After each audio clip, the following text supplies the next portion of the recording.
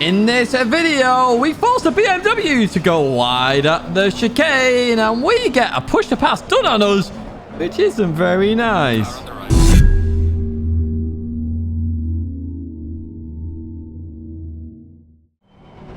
Hello everyone, and welcome back to the LFM Sprint Series then. We're back with the sprint races, and we're at the Nurburgring for this one. And the first race, well, it's a night race. So what we're going to do here, 2 races once again, with a lap guide at the end to give you a feel of what is going to be happening here at the Nurburgring. Now, last time we were here, lots of carnage. Let's see what happens this time. We're starting quite in the middle of the pack here, so potential of carnage as we head down towards turn 1 for the first time. As we brake slowly but surely, everybody getting closer and closer and closer. However, that is a very, very, very clean turn 1. One of the cleanest turn 1s at the Nurburgring I think I've ever seen. In fact, everybody's made it through. Look at the map there. Everybody has made it through. As we continue on there, a little bit wiggly. Got the NSX up ahead, and we've got a Porsche on our inside here.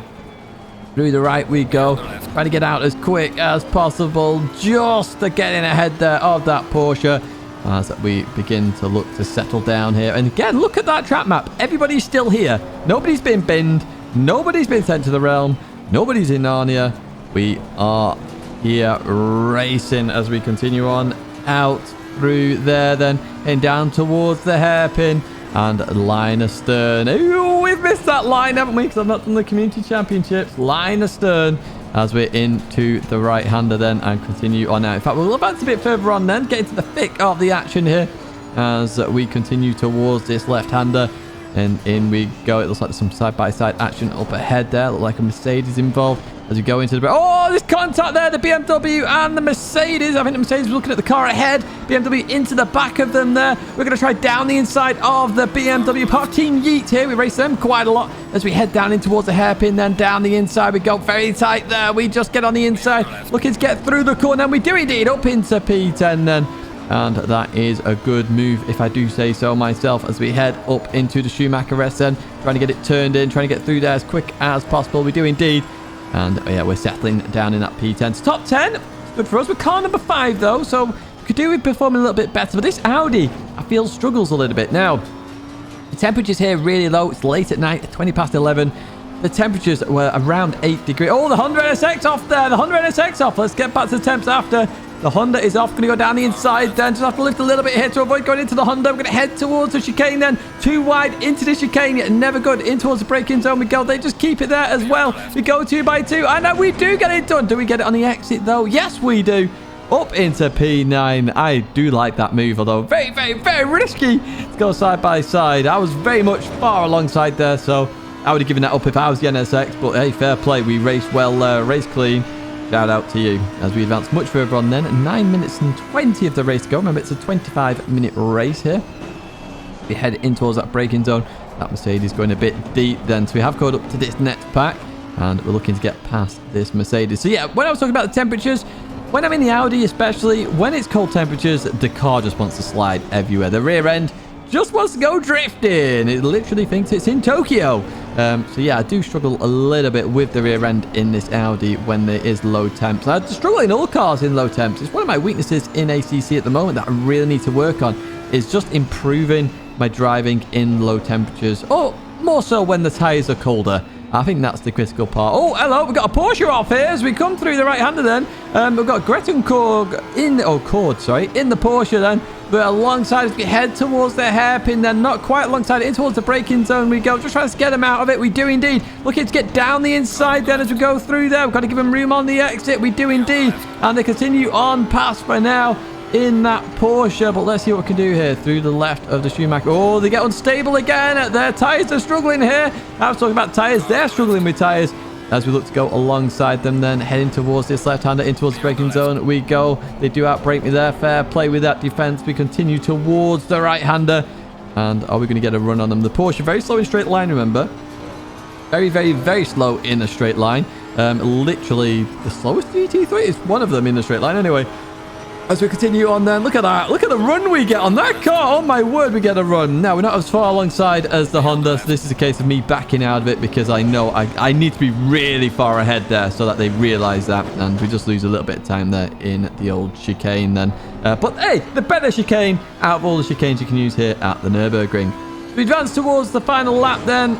Here we go, white flag as we go through the Schumacher S, and in the distance we see somebody off, and it is indeed the Porsche. They come back on. Very hard decision to make here. I decide to go down the right hand side. Porsche looking potentially to get that position back straight away here, but we do get past them as we head in towards the right. We've just got the chicane to go then. As long as we make the chicane, we are all good here. As you see, just in the distance, some side-by-side action as well, but in P8 now, in P8 as we head towards the chicane. The leaders just finished the race. Congratulations to them. In towards the chicane there. We just need to get this right then. In towards the braking zone we go. We chuck it left. We chuck it right. And do we keep it? We do indeed. A little bit of oversteer. Nothing major. In towards the braking zone we go. And it looks like we're going to get P8 then. P8 not too bad in this race. Not too bad at all from where we started. We survived lap 1. We survived the race and we come home in P8. So I'm quite happy with that. And we do get a small yellow gain as well. Let's have a look at the final results then. As you can see, Porsches dominate this race. They absolutely dominate with the BMWs as well. Audi, I say, it can work okay, but I think there's stronger cars. And there's definitely stronger cars with the Porsche and the BMW. So we advance a day later when I did this race. And again, we're starting in the middle of the pack here. And here we go again. So daylight race this time. Dry race as well. You will expect some wet weather this week doing the LFM races. But I don't like racing in the wet. I like racing in the dry. So here we go. We don't try to look down the outside of this pink BMW, who then just releases the brakes a little bit. It really blocks me off there. I wasn't too happy with that, if I'm brutally honest. But even so, it's still a defensive move all the same. And here I'm going to talk about profiling your driver, okay? So I did notice that. I was like, okay, this driver seems like they're going to be quite aggressive. Quite aggressive. And you start to build up a profile of a driver very quickly. Going through here, again, we're going to follow that Audi. And notice how they don't give me room straight away there. Again, that shows that they're going to be aggressive. And then they stay in the middle of the track. They really, really want to keep this position. They are defending it for their lives. So I know I'm going to have to make sure that any racing action, they're going to be aggressive. They're going to go that extra risk to keep that position. Again, they're just giving me enough room, just there. So I knew coming down to this hairpin, I knew that they were going to go for this move, irrespective of whether I was a car in front or not. So I had to give a bit more room than I would like. Again, leaving this corner. Oh, you know, it's tight margins here. So I give him a bit of flash there because I thought, you know, you're pushing your luck here a little bit. I'm having to race that exceptionally clean here to make sure it stays clean. So, yes, we do lose out on that position. Or technically we didn't gain because we didn't lose out in reality. As we go through the left. In fact, I think we have lost the position here. Or did we gain one? I don't know. I don't know where we're at here in terms of the race. It was 4 wide at one point in turn 1, if you noticed that. But even so, we continue on against this pink BMW. And again, because I'd already profiled them as quite aggressive, I knew if I even looked for a move here, that they're going to try and outbrake me here. So looking into the chicane here. And here we go then. And look what happens. I knew what was going to happen is going through here. Just give him a bit of room to come back on. We get that position. Heading towards the braking zone then. And then we get a punt from behind from Hornig there. Yeah. A bit of push to pass here. So at first I thought, okay, you're going to let it go. Let me go back through and then we're fine. We'll be fine. So I got a bit of damage there from that contact. But no. No, they aren't going to let me go here. They're going to fight this. And I just thought this was a bit ridiculous personally because it's a push to pass. You've essentially pushed to pass your way through. So I did start flashing like crazy here because I'm just like, well, that's not a fair move. In no way in racing is that a fair move. You literally hit my rear. I've gone sliding. I've had to catch it. You've just tried to bolt. I've obviously gone a little bit back past on the straight because the car is faster. But you should have given that up. You still gained a significant advantage there and overtaken. Yeah, I wasn't best pleased with that. I really wasn't because it's not acceptable really. And you know, the Porsches in general, I find, and this is a weird perception to have. When it's a meta car, actually, it's better to say meta car, and the Porsche is the meta car here. When you're racing meta cars, they are always that extra bit aggressive because they feel they should be ahead of you because they're in the meta car. They know they're in the meta car, so they go, right, okay, I need to get past. I don't care what I need to do. I need to get past. So that's what they kind of do a little bit. I'm not saying everybody. I'm just saying that's the feeling I have. Last time I raced Nurburgring, it was the exact same thing. Oh, we've got somebody off here. The Audi R8 off here of Lindrup as we go into this right-hander. And we continue on out. Now, this was nice of Lindrup. Didn't have to do this. They want the hazards on. I don't know whether that's say sorry or thank you or whatever. But no need. It's all good, mate. You came on cleanly, fairly. All good.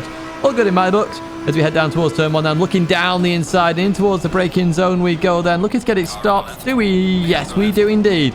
We do indeed. Now, what we're going to do is we're going to jump to that rear view mirror because what happened to me also happens to Lindrup here with a push to pass there, and the Porsche looking to go around the outside. Now, I've no idea whether he gives that back up. Doesn't look like he gives that position back as he stays on the inside. Yeah, so similar thing there, push to pass. Don't do push to passes. They're not very friendly. They're not allowed.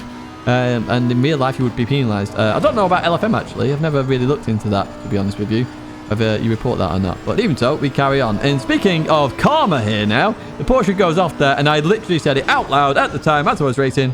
Karma. Yes, karma indeed there. So, karma as they drop back. So now I'm in P10. So now I'm a bit more happy, and I'm just like, and that's the one reason why I haven't reported that as well. Because I was just like, okay, I'm past now. I don't really care. And let's see what we can do now, catching up to the cars ahead. So they have a big old battle. Times were very similar here. A tenth or two splitting everybody. It was pretty nuts, this field, actually. Even in qualifying, it was like 6 tenths covered, 15 places. It was mental. But you see that Ferrari's just got ahead of the lead Audi in this race then, as they look to continue racing. And the Audis just put their nose down the inside there, going through the right-hander then. Oh, who's going to get it? The Ferrari looks like they've got it there. And we're catching up, of course, which is good news for us. It really is good news, because then we can get in the thick of the action once again. We're going to head down towards turn 1 then, advancing a bit further on here. 5 minutes of the race to go then. In towards the right we go. And you can see that the Audi's struggling a little bit ahead on the brakes. We seem to catch them up quite well on the brakes. I was thinking about making a move on that corner, to be honest with you, because again, you know, I talked about profiling early on. You're trying to pick out your strengths and weaknesses versus the other car. So, as it's the same car, we're obviously going to have the very similar top speeds, very similar acceleration. It's just going to be slight differences in the setup, nothing major. So you really have to identify where their weaknesses are and capitalize on them where you can. You really do. So we're going to go through this left-hander. Oh, a bit of oversteer there. Struggling with the rear end a little bit. I mean, I was, but now it's a bit warmer because we're in the daytime. Not struggling as much here as we continue on out and head down towards the hairpin. Once again, then, what's going to happen down here? In towards the braking zone we go. Oh, they go deep. Oh, I followed them. What a weapon, Tidge. You could have got on the inside then. Oh, my word. What am I doing? So you can see they're struggling on the brakes there. We advanced towards the end zone, and nothing has changed there. Unfortunately, finished in P10. I gained ELO. I gained 8 ELO in that one, which is kind of funny. I was car number 4, but the field was so close. I've got to say, it's one of the closest qualifiers I've had in a while, and you can see that in the race as well. Distances all very close. And again, Porsche's leading the way there. So Porsche, Honda, BMW, they're your go-to cars for this race, I feel. Right, let's do a track guide then of the Nurburgring. I've done one before, but I'll do one again. This is my fastest lap in qualifying across the 2 races. The 100-meter board or the end of the tarmac for turn 1. That is your brake marker to use for turn 1. Stay towards the left and then try and come in quite tight and really just bolt out the corner. Remember, you've got traction control here, so you should be able to get out quite quickly. Open the corner up if you need to. Just if you turn too much, you will start to oversteer. This corner, you might want to dab the brake or just roll into the corner, but what you're looking for as an accelerating marker are those red signs in the distance. They're really nice markers then. So the second you see them, you may want to start accelerating and start judging your throttle inputs based on that red marker. Going down in towards this left-hander, I use the light on the left-hand side for this as my marker. So as that leaves the screen, that's when I'm going to brake. So obviously if you're making an overtaking move, you're going to have to judge that accordingly. Get on the inside there, inside of the curbing as much as you can. Come through here, slight lift, accelerate out. Be careful, track limits on both those corners. Abuse the left-hander and try and abuse a little bit of the exit on the right, and then you should be golden there for a fast set to 1. Sector 2 then, as the GPD, or the short circuit, goes off there, the curbing starts, as I've highlighted. That is your brake marker. As that starts to leave your screen, you're going to hit the brakes. Now, you want to try and start accelerating out this corner as quick as possible. Get to the left-hand side, and then the end of the red and white curbing there on that left-hand side is your brake marker for this right-hander. Nice and easy into this corner. Very easy to go too aggressive into this corner and just accelerate too early. So just be a little bit patient, then boot it out and use all the exit curve there. It's there for you to use, okay?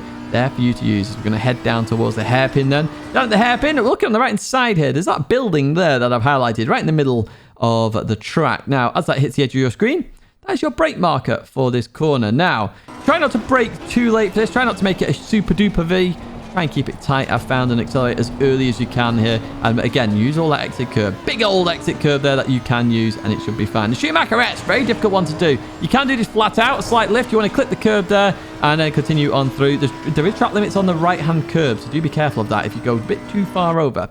Heading towards this left-hander then, it's either, as the short circuit comes back towards the main circuit here, it's either the start of it or end of it or in the middle of it. You're judging based on those 2 distances. So I'm normally bang in the middle. I try and turn in and boot out as quick as possible. Don't turn in too early, otherwise you will run out wide. And as that barrier on the right-hand side starts to leave your screen, that is your brake marker for this right-hander. I switch and change this one quite a lot, but that's the one I use here. I'm trying to get the car turned in a bit later in apex and then accelerate out as quick as possible. Long acceleration period. Very vital you get this right. Now, the next corner, I'm going to do slightly wrong, but I'm still going to point out the brake marker all the same because I'm 3 tenths up at the moment. And you saw how close qualifying was there down in that bottom left. So literally, you see that girder there? It's very obvious when you're racing. That is your brake marker, okay? You're braking just before this, not as it hits the edge of the screen, before this. Now I try to brake on it this time. Just go a little bit too deep on the left, which means I really compromise the right-hander there, and in towards the braking zone for the final corner we go. And there's 3 flags on the left. I use the last flag on the left-hand side as my brake marker. That's my final brake marker here at the Nurburgring as we go into here. And again, we've just gone a little bit iffy there through that corner, mainly because of our compromised chicane. And we are going to improve a little bit, but we could have done better. That is it for this LFM Sprint Race Guide. I do hope you've enjoyed it. Do give it a like on the way out. Subscribe to the channel to stay in touch with all the latest content. But that's going to be it for me now, folks. And I hope to see you in another video or live stream again very soon.